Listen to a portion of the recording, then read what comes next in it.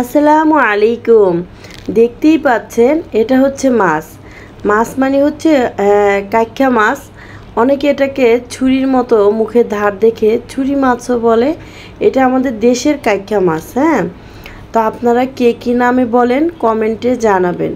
তো আজকে আমি রান্না করব হচ্ছে গ্রাম্যভাবে রান্না, যেটাকে বলে মেখে টেকে ওভাবে করে। তো প্রথমে আমি কাইক্কা মাছের মধ্যে দিয়ে দিলাম আদা বাটা, রসুন বাটা, আর হচ্ছে হলুদের গুঁড়ো, মরিচের গুঁড়ো, আর হচ্ছে ধনিয়া আর জিরা একসাথে মিক্সড করে পাউডার করে রাখা ওটাকে দিয়ে দিলাম। আমরা যেহেতু ঝালটা একটু বেশি খাই, আর একটু মরিচ দিয়ে দিয়েছি। তারপরে দিয়ে দিলাম লবণ।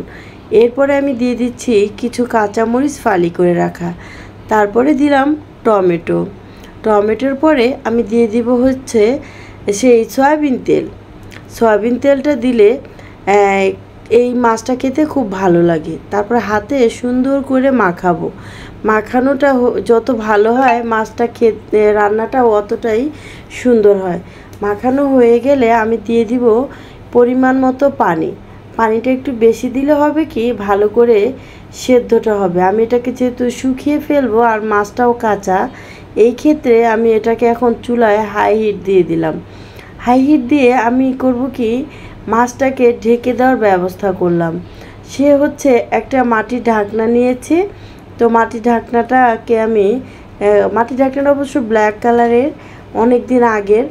তো এটা দিয়ে আমি ঢাকবো। আপনাদের মাঝে এই স্মৃতির একটা মাটির ঢাকনা, এটাও শেয়ার করলাম। তো ঢেকে দিলাম, কিন্তু আমি পেঁয়াজ দেইনি তরকারিটার মধ্যে। তো পেঁয়াজ না দিলে আমার তরকারি একটু গরম হয়ে আসলে এরপর আমি ফ্রোজেন করে রাখা পেঁয়াজ কুচিগুলোকেও দিয়ে দিলাম, দিয়ে আবার ঢেকে দিলাম। এরপরে দেখেন সুন্দর করে টকবগিয়ে বলক আসছে এবং ঝোলটা শুকিয়ে গেছে। শুকিয়ে যাওয়ার পরে এইরকম একটা কালার আসবে, আর আস্তে আস্তে করে যত ঝোলটা শুকাবে ততই সুন্দর হবে। তো চুলাটাকে আমি অফ করে দিলাম। আমার কাইক্কা মাছ রান্নাটা হয়ে গেছে। তো দেখেন কত সুন্দর হয়েছে রান্নাটা। এভাবে করে ট্রাই করবেন আপনারা সবাই। মাছটা খুব সুস্বাদু এবং রান্নাটাও অনেক মজা। এটার ফ্লেভার বের হয়েছে, মোমো একটা গন্ধ বের হয়েছে। এটা আপনারা রান্না করলেও বুঝতে পারবেন যে কত সুন্দর আর কত টেস্টি ইয়াম্মি একটা খাবার। তো আমি যেহেতু গ্রামে বড় হয়েছি, এই খাবারগুলো খেয়ে আমি অভ্যস্ত। আমার কাছে ভালোই লাগে খেতে। তো এরপরে আমি যেটা রান্না করব, নিয়েছি হচ্ছে রুই মাছ 3 টুকরো। এটাকে বিরান করব। বিরান করার জন্য একসাথে মাখিয়ে নিতে হয়, এটাকে বিরান বলে বা বিরানি রান্না বলে। তো দিয়ে দিচ্ছে হচ্ছে আদা রসুন বাটা, হলুদের গুঁড়ো, মরিচের গুঁড়ো, আর হচ্ছে ধনের গুঁড়ো, আর এরপর আমি আরেকটু হলুদ দিলাম। দিয়ে আমি এটাকে সুন্দর করে মাখাবো।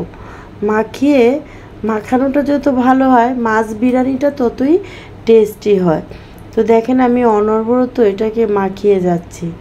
মাখানোটা হয়ে গেলে আমি পাশেই একটা চুলা নিয়ে তেল বসিয়ে দিয়েছি, যাতে তেলটা আস্তে আস্তে করে গরম হয় আর এখান দিয়ে আমার মাছটাও সুন্দর করে হয়। ফ্রোজেন করা পেঁয়াজ দিয়েছি, মনে হলো যে পেঁয়াজ কম হয়ে গেছে, তাই আরেকটু দিয়ে দিলাম। এরপরে কিছু কাঁচামরিচ দিয়ে ভালো করে ম্যারিনেট করে রেখে দিলাম। তারপরে চলে আসলাম 20 মিনিট পর ম্যারিনেটের। এরপরে আমি মাছটাকে সুন্দর করে সেই গরম তেলের মধ্যে দিয়ে দিলাম। আমার পুরনো দিনের সেই হাঁড়িকুড়িগুলো নিয়েছে আজকে রান্না করার জন্য। আপনাদের মাঝে এই হাঁড়িগুলো শেয়ার করলাম। এগুলো অনেক আগের, তাই ভাবলাম আপনাদের মাঝে শেয়ার করলে স্মৃতিগুলো থেকে যাবে। তো এখন দেখেন আমার মাছটা এক পিঠ যখন ভাজা হয়ে যাবে লাল লাল করে, আমি আরেক পিঠ উল্টে দেব।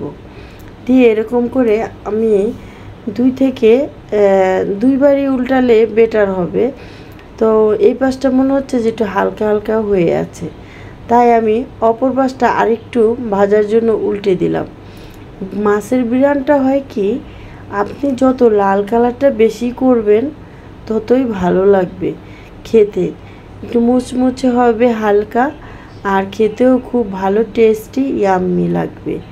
এর মধ্যে ওই তেলের মধ্যে আমার যে বিরিয়ানির মশলাটা ছিল মাখানো অবশিষ্ট, ওই একই তেলের মধ্যে ঢেলে আমি চুলার আঁচটা লো করে ভেজে নিচ্ছি ভালো করে। ভাজাটা যত সুন্দর হবে এই মাছের বিরানটা ততই ভালো লাগে।